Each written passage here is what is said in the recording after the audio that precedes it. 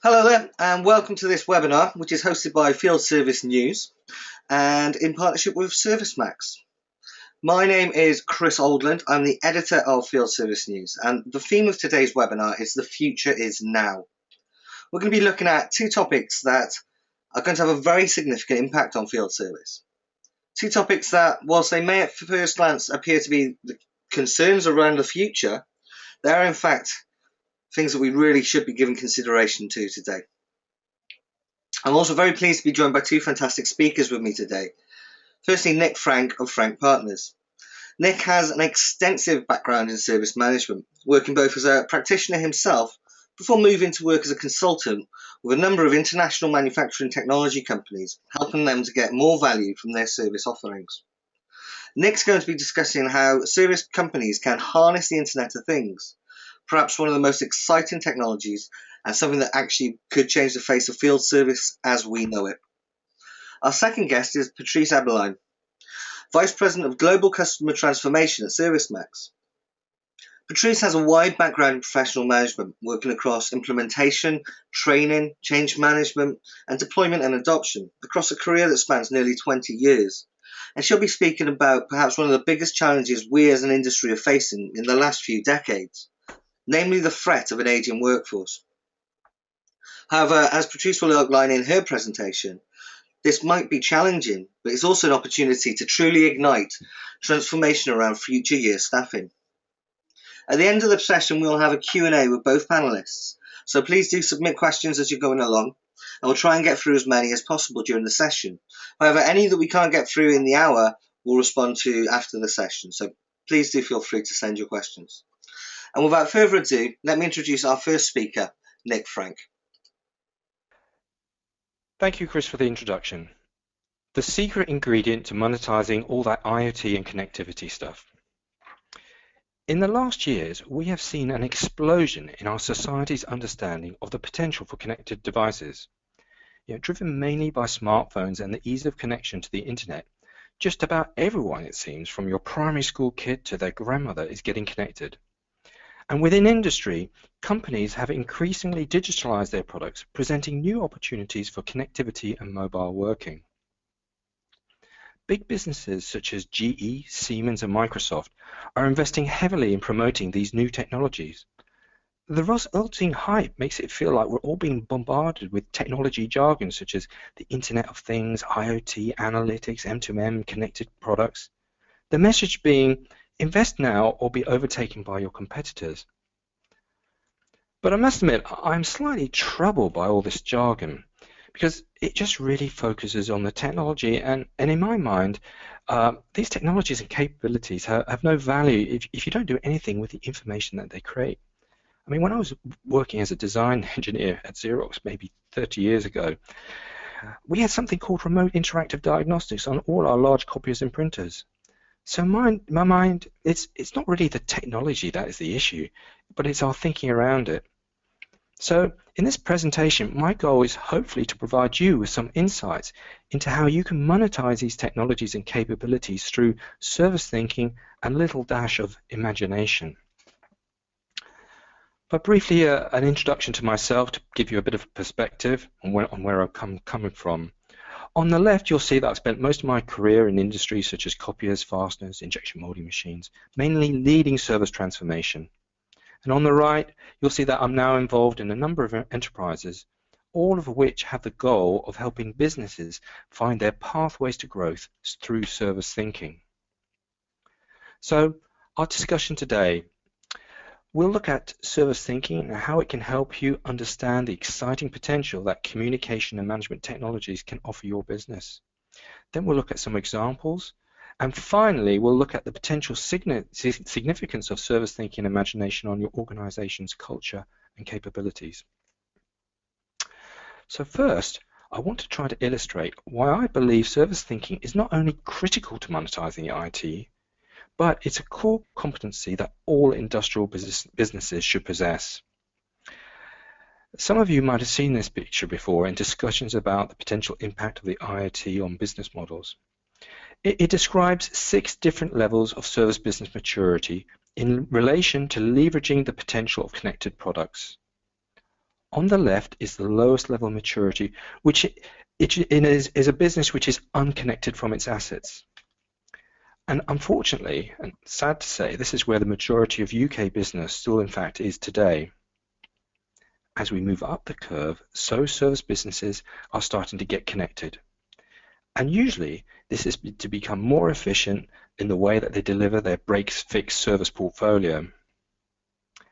And then companies are starting to develop the way they use this information to deliver much more intelligent and predictive services strategies. They start to incorporate analytics into their processes so that they can start to predict when a machine will fail. And the more advanced are moving to actually optimizing the complete product service system so that they can offer a really much more differentiated type of service model.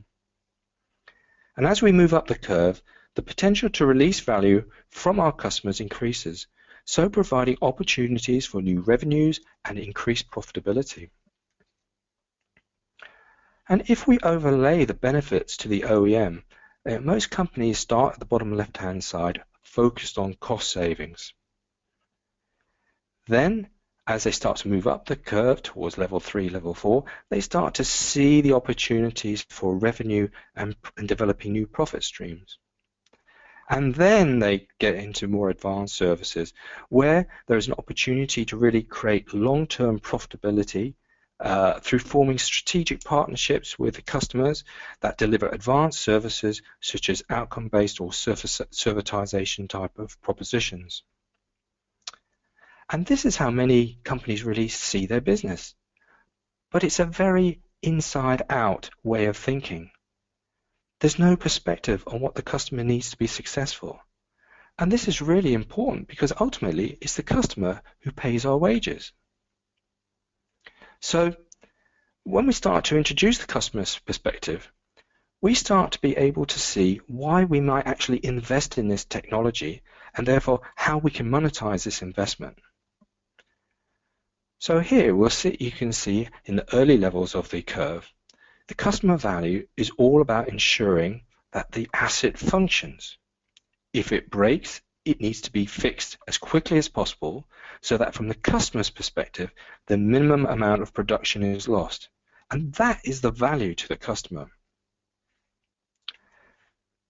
Then there are the customers who want to optimize their costs over the life cycle of the product. They have realized that they can significantly reduce their costs by looking at the complete life cycle of their equipment. They really do see and perceive the value of preventive and even predictive maintenance contracts. And then there are the customers who really want to change their business model. For example, maybe only paying for what is actually produced off the equipment, or sharing risk with the supplier, or enabling products to be reused and so contributing to the circular economy. You know, these types of customers, they're really wanting to change the relationship between themselves and their suppliers, so that is much more strategic in nature. But this is still quite generic, and I think in order to really use this approach, it's important to delve much more deeply into your specific industry and customer value chain. Because the value and hence the profit pools that a company can dip into when developing their service business is really hidden within this total cost of ownership. And I always think of it as a bit like an iceberg. You know, for many products, the product only actually represents a small fraction of the total cost of ownership. That's the cost element that you can clearly see. But underneath the waterline, there are a large number of other costs and activities that are associated with this total cost of ownership. So, for example, take a seemingly simple product like a metal fastener, a screw, a bog standard screw. Do you know that only 20% of the total cost of fastening is actually the part? 30% is the engineering, quality, purchasing and logistics, and a whopping 50% is in the assembly time for the part. So if you can offer services that can save assembly time, can save logistics, you can make a much greater difference to your customer than a few pence off the price of a screw. This is why services has transformed the dynamics of the fastener business in the UK, and why niche fastener businesses that address these kind of issues can have an EBITDA of over 30%. In fact, successful companies really understand this concept, and they develop their products and services and solutions to tap into these profit pools. So, in simple terms, service thinking is the realization that value is created by applying your technical and business knowledge to improve whatever it is your customer is trying to achieve. Therefore, trying to figure out how to monetize the IoT or the power of smart connected products, it doesn't really start with the technology, but with your customer's business model and your customer's processes. And as you explore their business model and their processes, you'll realize and see quite clearly that not all the customers' profit pools are the same, which means that customer segmentation is absolutely vital to success. A second insight that you will gain is that moving to the right of the curve that we just talked about, that is to the more sophisticated service business models, it actually might not be the right thing for all businesses. Many customer segments are just not willing to pay for these services. So this is why this type of thinking is so important to developing a good and successful IoT strategy. But I think there is another ingredient which is really vital, and it's really summed up by this quote. Logic will get you from A to B. Imagination will take you anywhere. And I think it's this imagination that really brings creativity to developing a successful service business, because it avoids you becoming trapped in old ways of thinking, and you remain open to the fact that the business models can change and evolve as you progress through your transformation journey. So let us look at some examples that illustrate how we can apply service thinking and imagination to our customers' challenges, so that we can better utilize the capability offered by smarter connected products. So in this first example, I wanted to illustrate that service thinking and imagination is not just for big businesses. It also can be applied to small businesses in the most mundane of applications. So I recently met with Gerard Shaw, who is the managing director of a very small Northern Irish company called Listo, who style themselves as cloud data innovators. Gerard explained to me that all the imagination comes from his customers. His expertise is as an enabler, creating simple hardware, software platforms that collect and make data available to his clients. His goal is to find people with big imagination and insight. And he gave me a number of seemingly mundane examples where companies have done this. So here's the first one. Take a dairy cattle farmer. The yield of milk he can get from his cows can be boosted by a huge 30% if the cow has the right balance of additives in its food. This additive is known as nuts, and the amount is controlled for each individual cow through a feeder. It's so important to the farmer that the feed supplier actually guarantees to ensure that nuts are always available. So when an urgent ship of nuts are required, even if it's the farmer's fault, the feed supplier incurs significant costs. Now, someone in the industry with significant insight into the farmer's issues as well as the supplier's issues, they realized that by adding a simple monitor to the nut feeder to identify when the feeder was empty, as well as monitoring using RFID tags that an identified cow had actually eaten the feed, that they could use this information for both the farmer and the supplier. They developed a solution where this information was put into an easily accessible database in the cloud. Farmers could ensure that their cattle always had the correct level of additives and so ensure optimum milk output. The feed supplier could see the delivery problem before they actually happened. So this is an example of a simple IoT solution created through imagination that impacts the profitability of the farmer and the feed supplier. Another example Jared identified was with third-party air conditioning maintenance. He had a company that was providing maintenance services to air conditioning systems covering a wide variety of brands. Obviously, it's a very competitive market, and they were looking at how to differentiate themselves from their competitors. Their customers were telling them that, yes, they wanted them to meet the agreed SLAs, but what they really wanted them to do was to actively help them optimize their energy and maintenance costs. So what this company realized is that they actually could provide a much superior service at a lower cost if they could monitor two standard outputs found on pretty much every single brand that they were servicing. That is, whether the unit was running and knowing the pressure across the filter, which would tell them the performance of the unit. Through a very simple plug-and-play solution and a web portal application, they can now see failures when they happen, and so react before the customers even realize that their air conditioning unit has actually failed. They can see poor performance and make planned visits, so reducing their own service delivery costs. And when the performance of a unit is so poor, they can actually put together a business case based on real data so that their customer can make a decision to purchase a new unit. So again, this is a very simple solution based on knowing what is important to the customer and understanding the critical data that can make a difference. Now, these two examples of service thinking show how even the smallest businesses in the most mundane of applications can use the IoT and the power of connected products.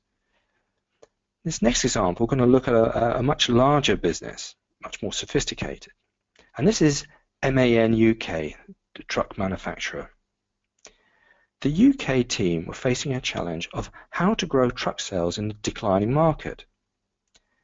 The management team looked much more closely at their customers' businesses and worked with their customers to understand that actually the truck only made up 10% of the annual running costs of a typical truck. In fact, their customers were telling them that the sales price of the truck was not a real issue. A couple of percent off, 5%, 10%, didn't really make that much difference to them. They actually wanted them to address their largest operational cost drivers. That is the fuel that accounted for 45% of their costs, and also the driver and the associated insurances, which made up another 29%. So you can start to see how this team was starting to apply service thinking to develop their business strategy. The truck's performance and the way it was driven are the two main things that can most influence, in fact, fuel consumption. MAN knew if they could make a 10% saving in fuel consumption, they could double the profit that the haulier could make on their truck. There's a huge business difference. Initially, they did this by providing a full maintenance contract so that the truck was working efficiently and always available. A key element to making these contracts profitable was the telematics that was starting to be built into the trucks. By working with a third-party partner, they started to build up an infrastructure because they realized the power of this telematics in allowing them to not only optimize the cost of running a truck, but really accurately predict the cost of running a truck to a level that they could actually very profitably offer a leasing service for the trucks. The customer no longer bought the truck, they leased it. So customers now effectively paid for the truck by the kilometer, making their cost structure much easier to predict and much easier to manage. But the telematics not only told them how the truck was performing, but also how the driver was driving it. So this enabled them to further reduce fuel consumption and decrease the insurance premiums. The result is that MAN built a very compelling value proposition based around services that allowed the company to grow from £50 million to £550 million in just over 20 years. Again, notice that the driver of growth is not the technology, it's the understanding and addressing the hauliers' key business problems. And you will have noticed that in all three examples, as I said, we've not really discussed technology, we've focused on that business need. And this is because the key to success is an outside-in approach. And it's really well described here by this quote from Steve Jobs. You've got to start with the customer experience and work back towards the technology, not the other way around. Now, I find this quite interesting because, remember, Steve Jobs actually had a bit of a reputation for pushing technology into the market, and Apple are known to be somewhat secretive about their approach to customers.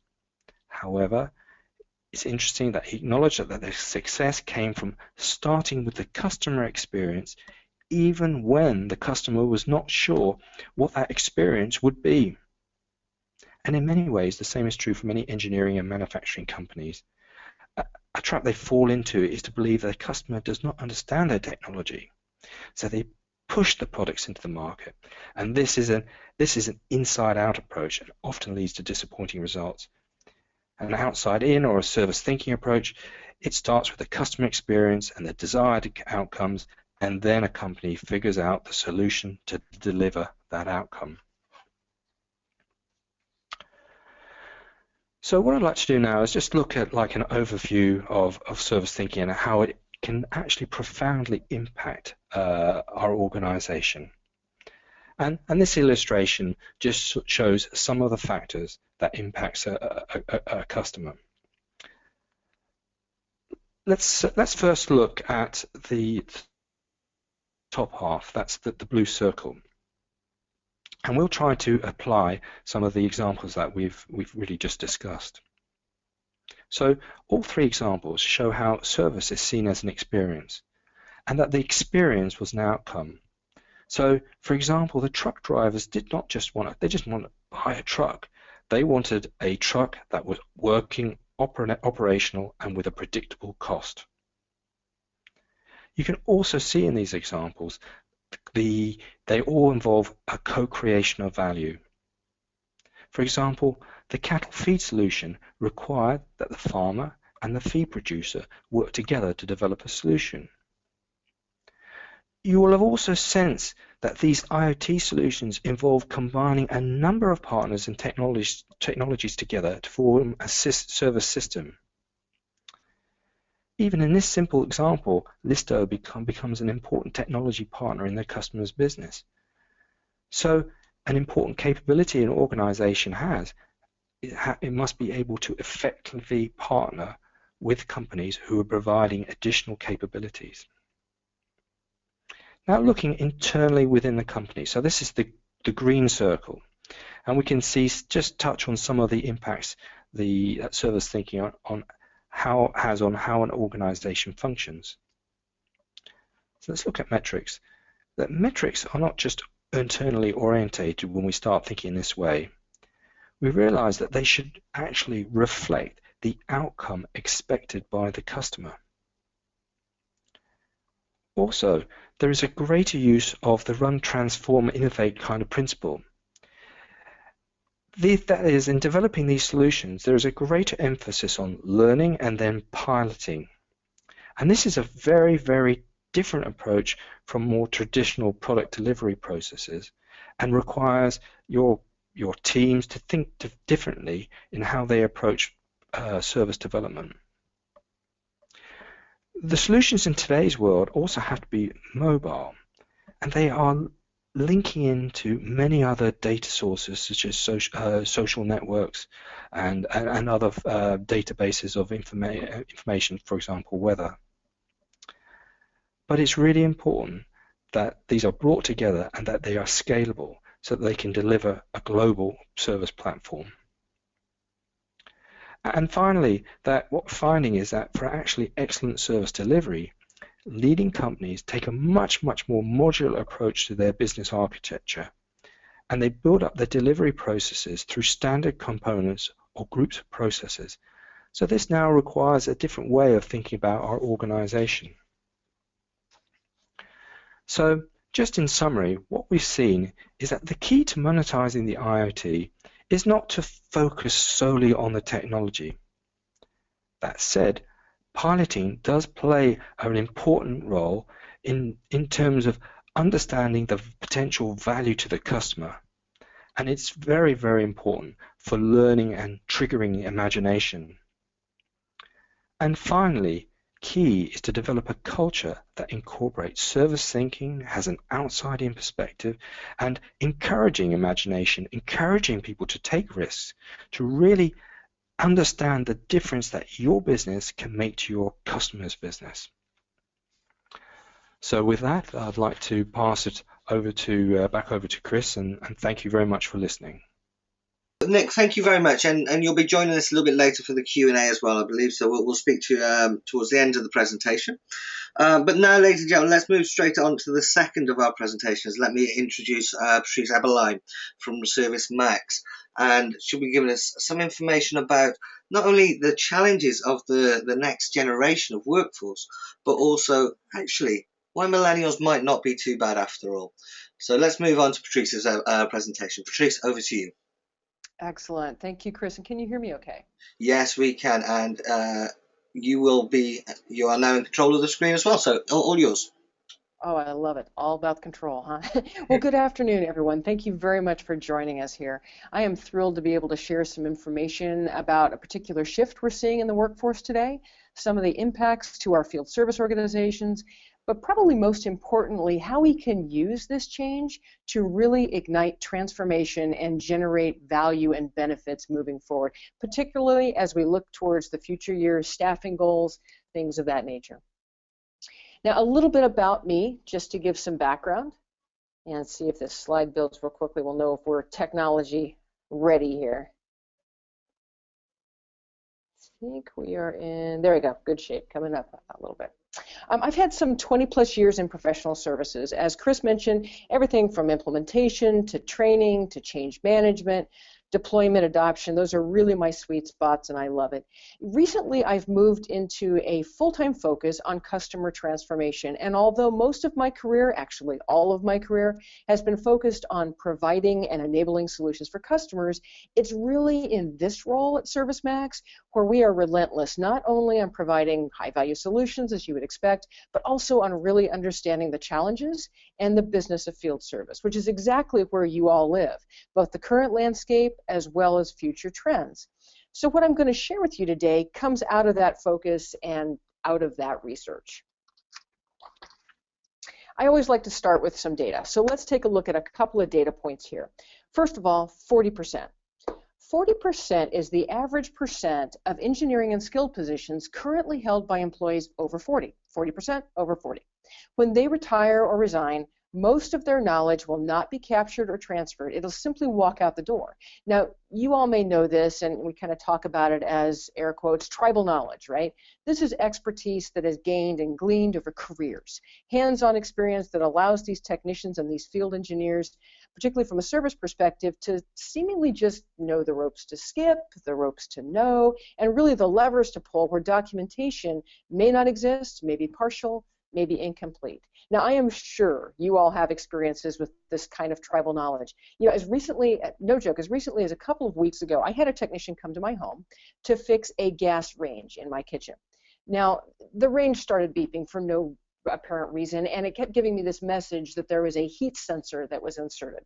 Well, let's just suffice it to say that that range has not been used enough to know what a heat sensor is, so I really didn't know quite what was going on. And I'm a bit of a geek, so I had been all over the web looking at blogs and guides. I could find nothing, and although I really didn't have, I guess, high expectations, high hopes, the next step in the process was getting a technician to come out and visit.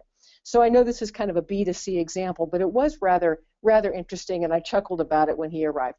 He arrived, and literally within 5 to 10 minutes, this gentleman had a workaround. Now, by the way, this was not documented anywhere, and he fully admitted that fixed my problem, gave me some additional life on my gas range.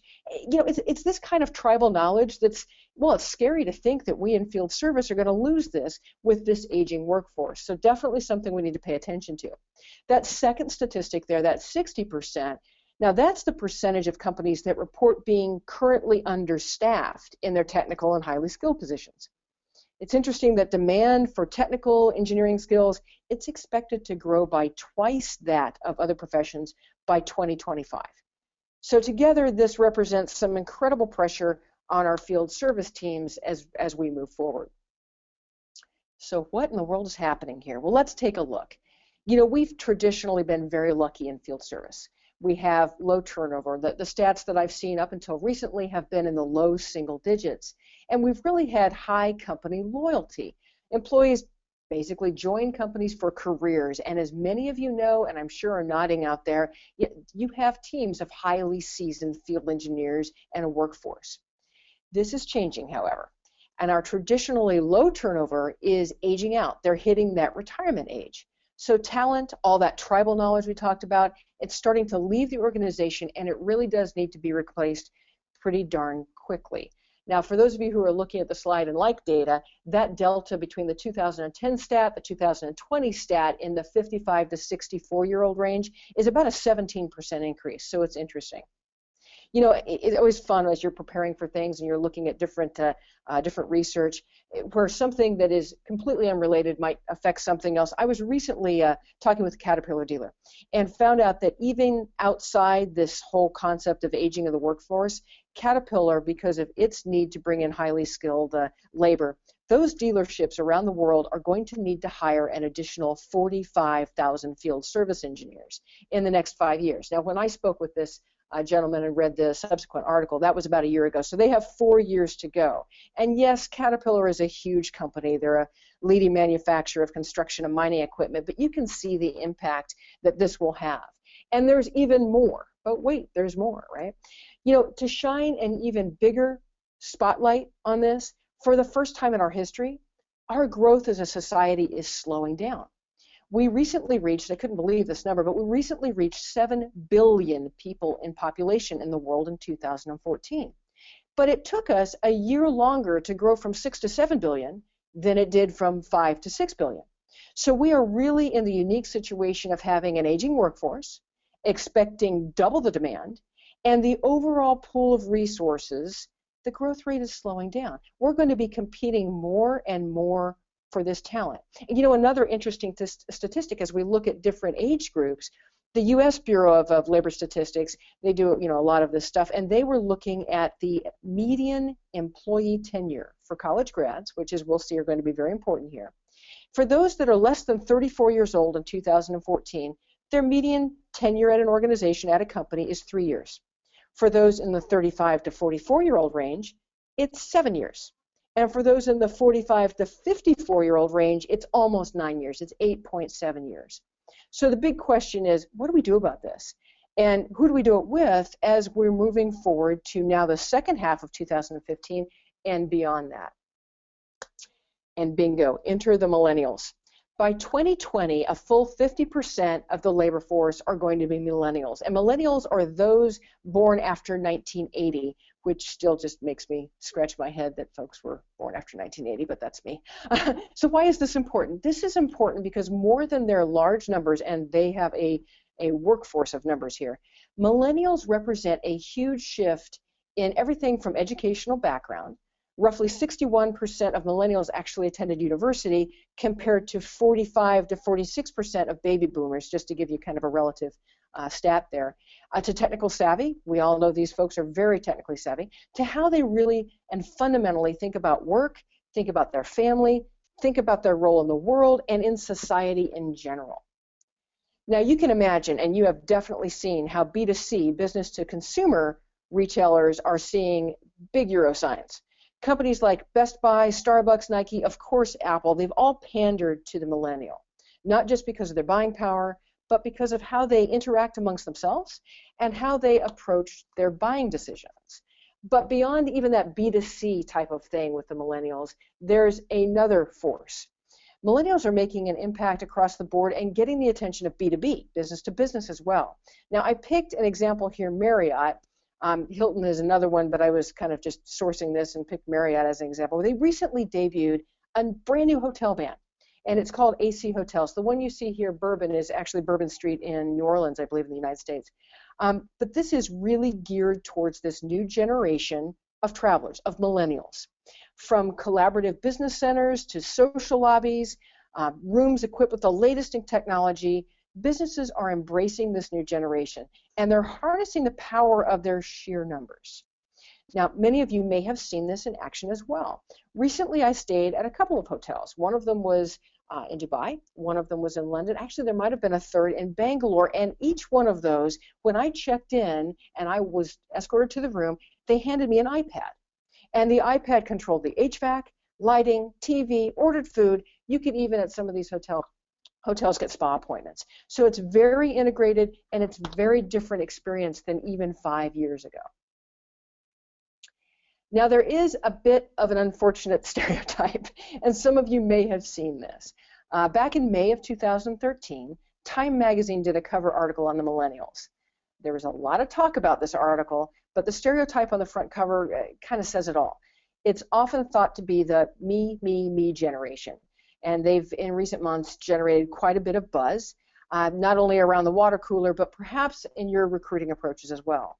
The National Institutes of Health have spent a great deal of time and resources studying various generational personalities, and they have focused in on millennials as well. Now, I'll spare you some of the data as it's exhaustive, interesting but exhaustive, but it's interesting that among other things, it was found that 40% of the study group, the millennial study group, thought and think that they should be promoted every 2 years. Now, here's the kicker. Even regardless of performance, which is to say the very least different from earlier generations. Remember the pay for performance generation and the quote unquote put in your dues generations. I'm cusping on both of those, so I definitely have that ingrained in my personality. This is such a different world that it's definitely worth our time to figure out what makes these millennials tick and how we can use this generation and weave them into the very fabric of our field technician workforce. So there are lots of traits of millennials. Some are challenging, some are really exciting, but I wanted to take a look at a few that I think make sense for the workplace and may truly apply to field service. So we'll look at the top 3 traits and see kind of how they fit in. So the first trait, they love technology. You probably figured this out, but millennials have grown up with technology more so than any previous generation.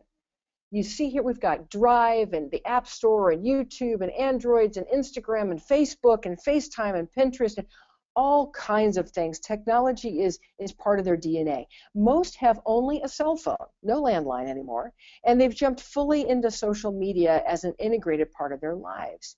Matter of fact, kind of a side note that I chuckled at the other night, 52% of millennials have over, are you ready for it? 500 Facebook friends, and over 90% of the group make check-ins. And what that means is if you go to, for instance, a recruiting event, and that would apply to us, or even if you go to a restaurant or something of that nature, you would check in on a Facebook type of an app. They make those check-ins public. So they have access to a lot of reviews and a lot of information that previous generations really on tablets and phones. Google is where they live. It's even a verb. They'll Google this or they'll Google that. Matter of fact, a funny story, I was talking with a field service leader who said there's a really one surefire way to find out whether someone has millennial tendencies, and he was speaking of his kids. We were kind of chuckling about it, and that is to give them a piece of data that you know to be false and see how quickly they Google it and come back to you and say, no, that's not right. Because Googling, this is where they live. This is how they react and part of their DNA. They actually tend to believe that technology can be the key that brings people and society together, and that'll play into how we use them as well. You know, the Pew Research Center, this is a nonpartisan American think tank, and it's based in Washington, D.C. They do some really interesting studies, but they did some on millennial trends, including the connection to mobile devices and social media. And the one that I just find so funny is, do you sleep with your cell phone? 83% of millennials sleep with their cell phone near the bed. I would say that's probably spot on. The one that I think might be a little low is that stat on the right. Do you have a profile on a social networking site? Because we're finding that that's really approaching the 90% time. So really, in just 5 years' time, these millennials, remember those are born after 1980, will comprise approximately 50% of the workforce. And seriously, in the few seconds that it's taken us just to go to this slide, it would easily be easy for a millennial to send a text, to pay for a Starbucks, to download a song, all kinds of things. That's just exactly where they live. The second big piece of millennials, they have boundless energy and passion, and they sincerely want to make a visible impact on everything around them, their work, their community, society in general. This is a confident group. They have been reared in a world where everybody was given attention, support, accolades. That Time magazine article, it alluded to, this is the generation of, kind of in quotes, everyone gets a trophy. A lot of attention has been paid to them, and they have been supported in really reaching out, and that there's nothing that they can't do. You know, interesting notes regarding global impact. That Pew Research study found a couple of things that might be impactful as you think about recruiting these millennials. They placed a higher priority on helping people in need at 21% than on having a high-paying career, 17%. Now, it's just edging out that high-paying career, but it's interesting and something to keep in mind. Also, according to a study by the Council of Economic Advisors just as recently as October of last year, millennials are much more likely than previous generations to say that making that contribution to society is exceedingly important to them. And the greater good is something that is almost a requirement in their work lives. So something to keep in mind. The third piece of the puzzle, this group is highly creative and highly collaborative. Particularly for service leaders, this can be important for you, right? Most of this generation has spent a good deal of their lives participating in teams. Now, that's everything from sports teams to special interest clubs, of course, social media groups as well. They live in a world of collaboration, and they crave a life rich with different experiences based on relationships rather than, say, leverage of previous generations. They also value the role they play and the creativity they bring to their work, and that does affect us. That does impact us. So when we think about those three, I guess, skills or those three traits overall for the millennials, the technology, the passion and impact on society, and the creativity and collaboration, yet when you think about those are a really good fit for field service if, and only if, they're cultivated, they're supported, and they're coached appropriately. So I guess the big question here is, how the heck do we get these guys? Gone are the days when a company's participation in regional hiring events or advertising solely in a newspaper or a website will bring a throng of candidates. This generation has different hot buttons that require different, well, for lack of a better word, different bait. Now, this is kind of a wordy slide, but there are 7 keys to this, and hot buttons, if you will, and I want to go through them and maybe give you some ideas as you look to recruit this generation into your workforce. The first one, company values, mission, and purpose. At every opportunity, underscore your company's higher purpose so they, the millennials, can pull social context and meaning. Values, mission, benefits should not be ignored in the recruiting process. This is something that will pique their interest. Remember that these candidates, by the way, have unlimited access to information on the web. And they come to an opportunity or a recruiting event or an interview with more knowledge than you might expect about you and your organization. So the more you put out there, the more they're going to be drawn to that, and it's going to be a much more kind of a win-win, if you will. Social, that's where they live. So social media presence of your brand, very important. Don't ignore that as an outlet to educate candidates and communicate those values. They are also not afraid of and actually embrace the notion of fans. So they will say that they like something or they're a fan of something, and that bleeds over from the business to consumer world to the B2B world, and they give their feedback to these businesses as well. So just something to make a note of. Work-life balance. Now, this doesn't mean that millennials are looking for an easy ride. On the contrary, millennials are going to work really hard for you. The energy they bring is incredible, but they absolutely will respect your respect for balance. So just keep that in mind as well. They value face time. They value learning from others. Mentorship and training are huge, and this will give us unique challenges in field service, particularly if you have remote teams. Regarding teamwork, shared goals, setting up situations and role expectations that support collaboration is very, very important to them. So something else we want to incorporate into our onboarding experience, perhaps our recruiting experience, and our career ladder.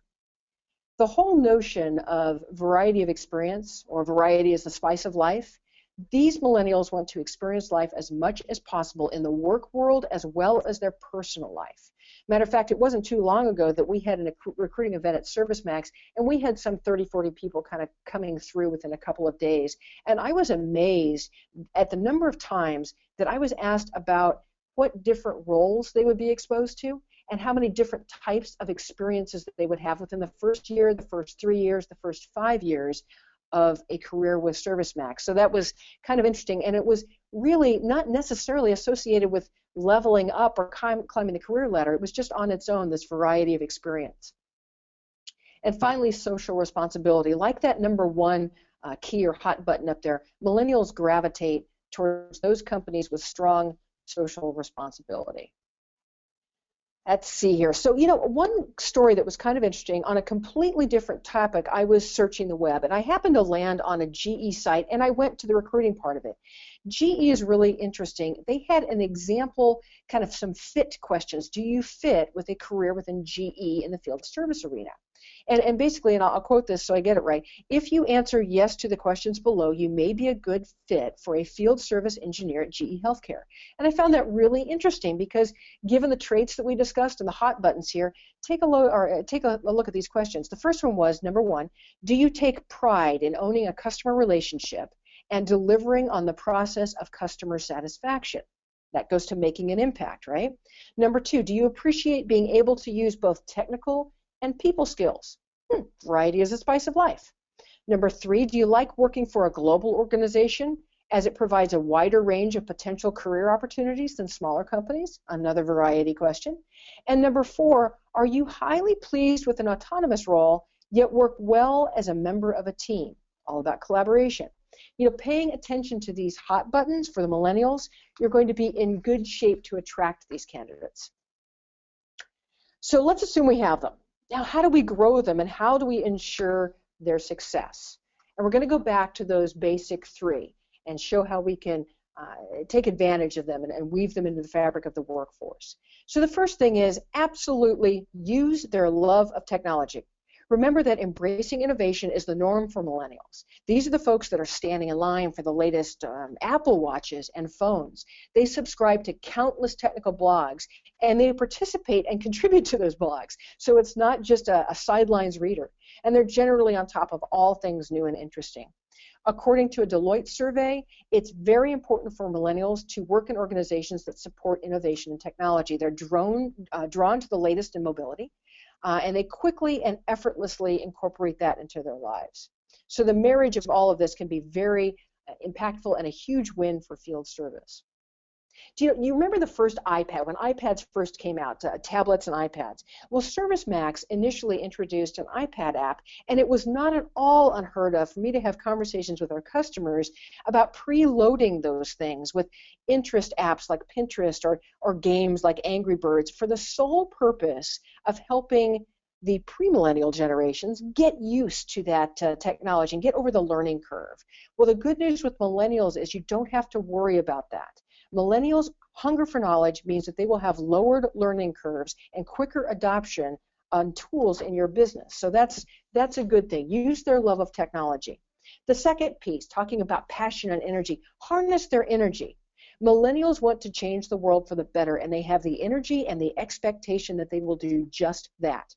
Remember, they grew up in a world where, well, even a grade point average at the highest scale was commonplace, and where their acceptance into university, where remember most of them have gone, was as much a function of their marks as it was participation in the community, contribution to charities and clubs, etc. Use that vitality, use that passion. Encourage active participation and ownership of customer loyalty. Bring them into the fold. These guys really are eager to make a difference. They'll push you to make a difference, but they definitely won't disappoint. Feedback and coaching. Now, feedback and coaching are definitely part of every manager's plan, but in this instance, it's almost a requirement. Millennials will actually need to have frequent and thoughtful feedback and coaching. Don't shortchange this. They will know if the investment you're putting in them is not equal to the investment they're putting in you. So really incorporate this into onboarding, into ongoing feedback and ongoing plans. Interesting data point, and this could be really impactful as you plan for millennials to join your workforce. Deloitte did a recent study, and some of you may do like annual reviews. Deloitte did a recent study that revealed that quarterly review plans, so review plans that were more frequent, generated 31% higher productivity than annual reviews when looking at just a millennial group. And it's the second piece of this, arguably maybe the more important, the closer the millennial is to the metrics, the better. Make metrics part of their jobs, make them easy to access, consider using gamification techniques or technology, and I think that you'll find that bringing that to their daily work life is absolutely a positive thing.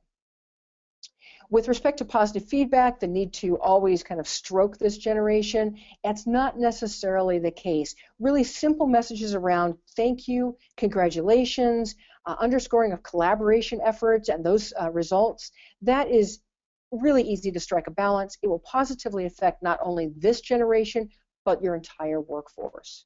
And from a day-to-day perspective, think about mentorship and think about maybe partnering with more experienced workers. That can help bridge that tribal knowledge issue we talked about initially, but they will absolutely respect and learn from relationships, and that will, of course, engage others as well.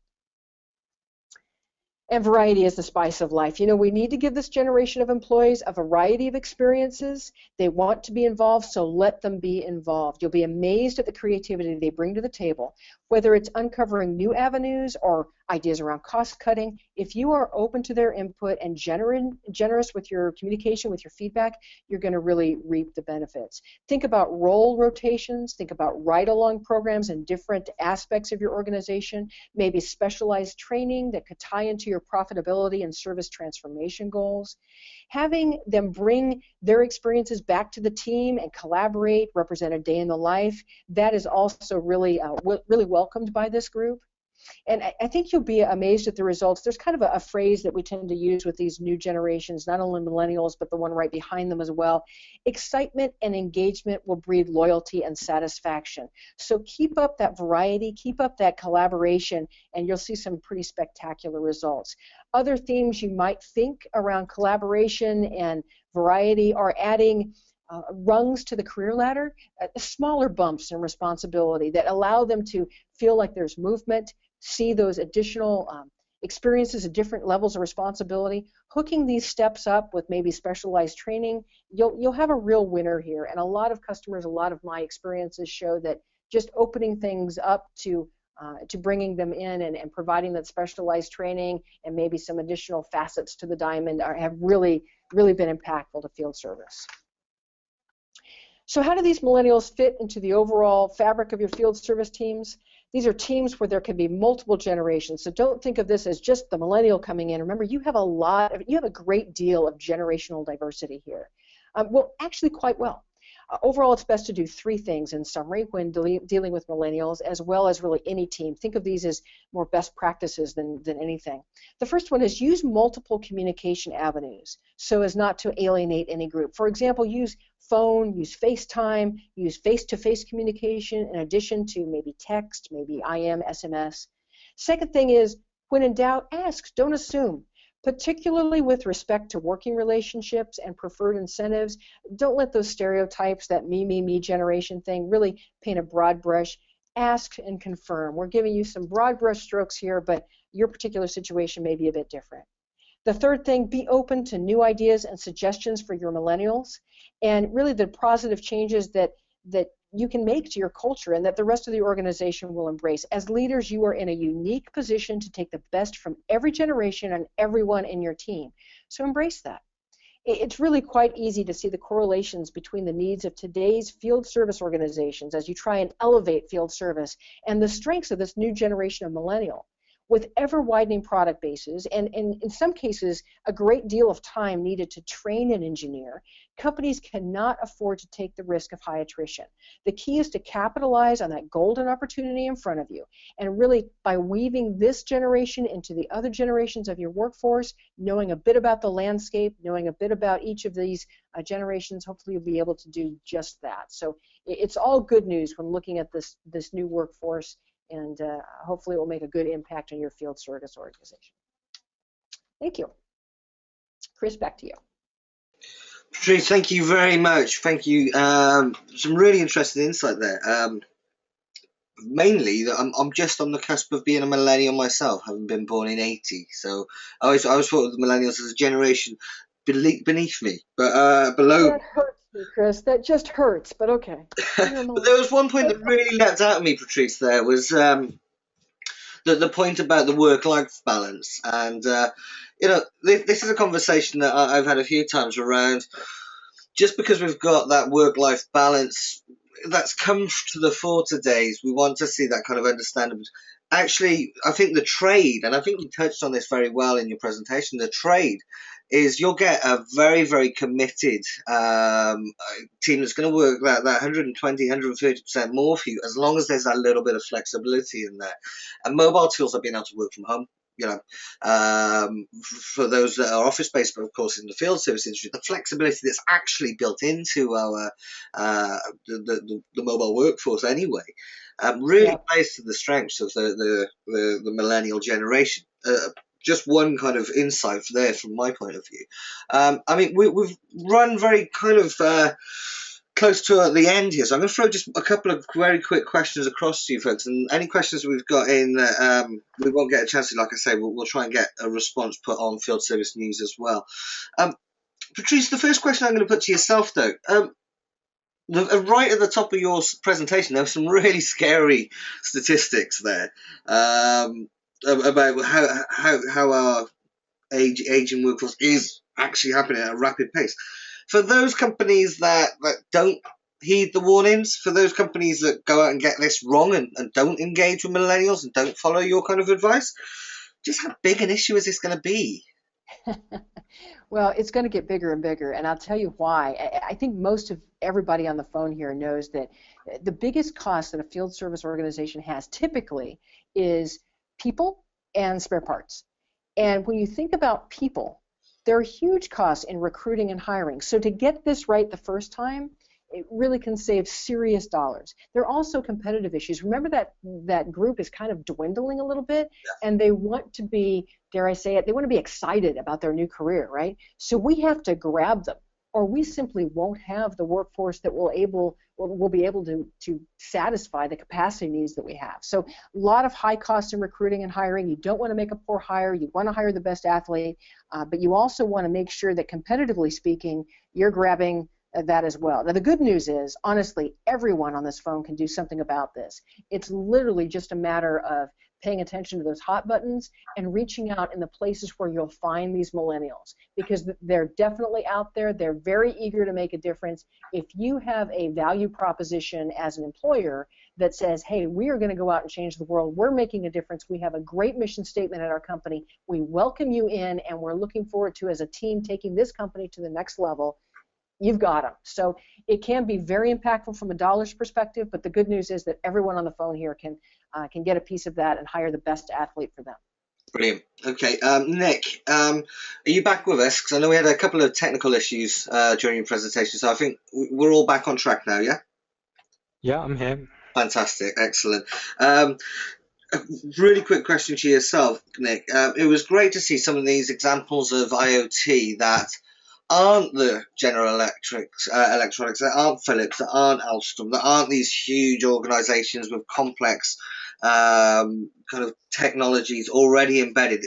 Great to see, examples of, dare I say, slightly mundane examples of how companies can really benefit. I mean, what would you see as the most critical step for a company that wants to adopt an IoT strategy in a field service environment? I think in a field service environment, there is one very quick win, which is around on the cost side, which I think most companies can see, and it's fairly easy to get a business case together to show that if you actually can connect to your asset, that actually during the warranty, certainly during the warranty phase for that product, you can save a significant amount of cost by actually being able to analyze the problem remotely and actually save on the visit of a field service engineer. Easy business case, can get you started, and the main thing is get you connected to your equipment. And once you start to get connected to your equipment, you can start to actually really understand how you can actually start to use the technology to make a difference to your customers. So I think that's the first quick step is actually get connected, and then you can start to see the opportunity. Sure. So get the connections in place, and I suppose it evolves beyond that. Then once that first step's in place, there's a natural progression. That's right, yeah, and I think the thing is bear in mind is that the big opportunity is not actually on the cost side; it's on the revenue side. Huge opportunity, but that's where you have to really start to understand your customers' business processes and your customers' business models. That's where the money is, if you like, that you can actually win and therefore win revenue. Okay, Patrice, a question back to yourself. The millennial generation, as we saw in your presentation, all about collaboration and all about technology. Now, how important is it for field service companies to be using the latest and smartest and shiniest bits of tech in order to be able to make themselves an appealing place for this millennial generation to come and want to work? Yeah, well, first of all, I'll say that the latest and greatest in technology only as it is appropriate to what you're doing. So I know there's this kind of concept of grab the shiny pretty thing, and I think that as field service leaders, we're all very well aware about the cost of that, and certainly you don't want to go out and grab tech for tech's sake, but there's such a movement and so many great things that can be done with these tools out there that it's pretty important. Matter of fact, just a quick story, I have not had fewer than 5 or 6 customers come up to me and say that they're recruiting, that they have people calling their companies because they are providing the latest and greatest. They are using mobility. They are starting to think about putting RFID on really expensive tools so they can make sure that they're not accidentally left behind. They're starting to, in companies like, companies that perhaps are sending technicians out to remote locations where it might be a bit dangerous, they're using these wearables with biometrics in them, and they're taking care of the employees and that kind of thing. These companies are saying that they're getting candidates call in and say, hey, I've heard you guys are doing this, and I'm really interested. Do you have any openings? So I would say that use that technology that's appropriate to your situation, but don't underestimate it, because you might be very surprised at how that is quite a carrot to dangle in front of a diminishing work pool here. Cool, yeah. It's a case of absolutely the technology needs to be right. There's no point in technology for technology's sake, but yes, I fully agree with that. It can be the difference between making your company A and company B being attractive. The tools that you get to use are absolutely going to be something that's going to weigh on a consideration, especially on a technology-focused generation like millennials. One final question, I'll put this to both of you. Technology and field service, as we kind of see, I see on a daily basis writing on field service news, and we've seen a little bit of it coming through in this presentation as well. The two have become more and more entwined. Now, do you think that this is going to continue to accelerate as we make the move from baby boomers to millennials, and as more and more technologies such as IoT, big data, connected vehicles, 3D printing, everything else comes to the fore? I suppose basically, do you see us as being in a transition stage where we're in the middle of a technological revolution for field service, or do you think we're coming to the kind of the end and we're going to hit a plateau soon? Which way do you see that? And Nick, maybe if you'd like to take that question first. Well, actually, Chris, I think we're at the beginning. I think we haven't even started to really get into it because people haven't really got their heads around what they can do. Everyone's talking about the shiny things, the technology at the moment. But we'll start really making progress when we start to do and demonstrate real benefits. And so I think it's a really exciting time. Brilliant. Okay, and Patrice, your closing thoughts on that kind of that question. You know, absolutely. We're on the cusp of a huge, huge wave. We are starting to see some of this take place where, for instance, wouldn't it be great if your field technicians were flown in for an emergency repair and could, through the technology, look and see what's around them in a radius and go and help out on that, or visit a customer that's coming close to a warranty expiration, or all of that stuff. The RFID thing, that's being introduced at very low costs. There's all kinds of technology out there that is starting to bring, I guess, all of the parallel efforts in a typical field service organization really to focus on increasing revenues, increasing engagement, lowering costs. It's truly, I agree completely with Nick, it's truly, we're on the cusp of something big here that I don't foresee plateauing out for many, many years. Excellent. And I think that's a lovely forward-looking focus and a nice positive focus on a webinar that's been all about the future is now. Perhaps some of the future is now, but the most exciting part of the future is just around the corner. Patrice, Nick, thank you both for joining us. Everyone that's still here, especially those that are in the UK, thank you for hanging around. I know we've overrun by a few minutes, but I'm sure you'll agree that those questions and more importantly the answers were worth hanging around for. Thank you all for joining us, and we'll see you again soon. Take care now. Bye bye.